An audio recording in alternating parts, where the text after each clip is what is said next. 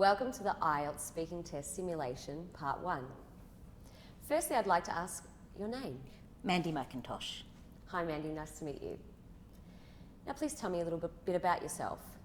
What's your home life like?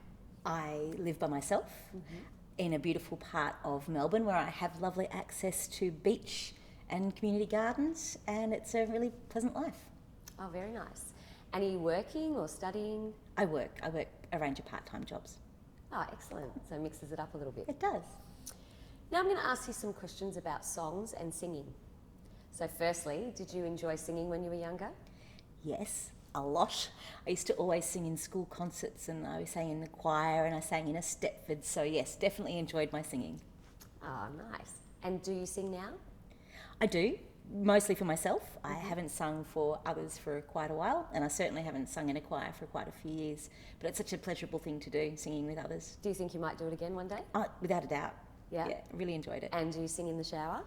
Yes, much to my neighbours' enjoyment, I'm sure. Excellent. Now, do you have a favourite song that you enjoy listening to at the moment? It really depends what I'm doing. So if I'm in the kitchen and cooking, I tend to listen to more classical music. But at the moment, if I'm in the mood and I need to be pumped up, I would listen to Katrina and the Waves' Walking on Sunshine. Oh, very good. How important do you think singing is in your culture? I think singing is important in our culture as it is with any, because it's a part of our way we tell stories, but it's also a way we connect with memories. And if you think about people at the concerts, they hear a song that they recognise and everyone starts singing, and it's the way we connect with each other and with our memories and fun times. True. Now we're going to move on to part 2 of the speaking test simulation. So I'd like you to describe a movie actor from your country who's very popular. You should say who the actor is, what kind of movies they've been in, and a little bit about their life. You'll have about 2 minutes to talk on this topic, and I'll give you a paper and pen if you need to take notes. So here you go.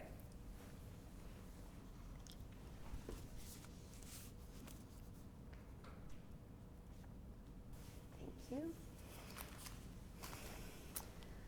Okay, if you could please start describing your actor that you chose.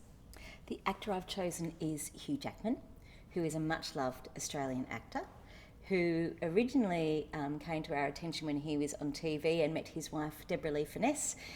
He was a small part in a show that she was lead actress for. Can't remember the name of it. And they have had a very beautiful and happy life together, which they now share with adopted children. And they have done some great advocacy work with about overseas and international adoptions. Which I know has been incredibly valuable. He is a much-loved people's actor, and he is probably in films known mostly for his action with sort of the comedy there, but he's certainly done everything on stage, from comedy and drama and musicals. And I remember a story that he used to tell that with Beauty and the Beast, I can't remember if it's the singing or the dancing, that he had never really done that before, so he had to learn specifically for that role. And one of the things that people love about him is his humility and his accessibility to the ordinary person. And I think that's accentuated by the story he tells of himself when he did the Beauty and the Beast, and he had a full bladder and he was at a very high note in a song and he managed to pee his pants on stage. It actually talked about the wet patch appearing. And I think that willingness to share that stuff about himself is what endears him to the Australian public so well. And also too, everyone loves Wolverine and the action and that whole genre of filmmaking.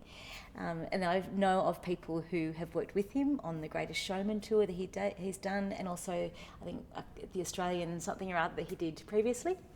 And they talk about how friendly he is and how very, very genuine, and doesn't matter whether you're cast or crew, everyone will get a beer at the end of the day. So there's no sort of highfalutin Hollywood facade that he struts around with.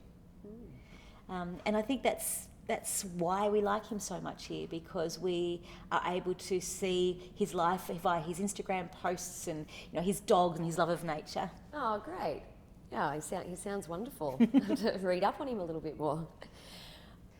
Now we're going to go into part 3 of the speaking test simulation. So I'm going to ask you some questions about watching movies. What do you think are the most popular types of movies in your country? I think here in Australia we really love films that are comedy that take the mickey or a joke about who we are. They're very, very popular, and that really do the characterisations or the caricatures of Australian personalities. But we also like the dramas. We like to be able to see ourselves on screen and tell the stories of the struggling farmers and the normal life. What do you feel is the difference between watching a movie at the cinema and watching it at home? Oh, the cinema is amazing. You have the surround sound and you can be fully absorbed. And depending on the movie, you also get the benefits of the audience reaction. I went to see Downton Abbey recently, and everyone was laughing and giggling and all at the same time, and that added to the theatre experience. And you don't get that at home because you pause and you go off and you make a cup of coffee and you come back, and it breaks the connection. True, I'm definitely guilty of that as well. Do you think there's a chance that cinemas may close down one day in the future? I don't think so. I think that experience with the big screen and the sound can't be replicated elsewhere. And it's not like we can all afford the large home theatre systems. And I think a bit like bookshops, I think cinemas will always have dips, but they'll also always have a resurgence. And I don't see them ever losing popularity. Oh, fair enough. I'd like to ask you some questions about theatre as well. So, how important is theatre in your country's history?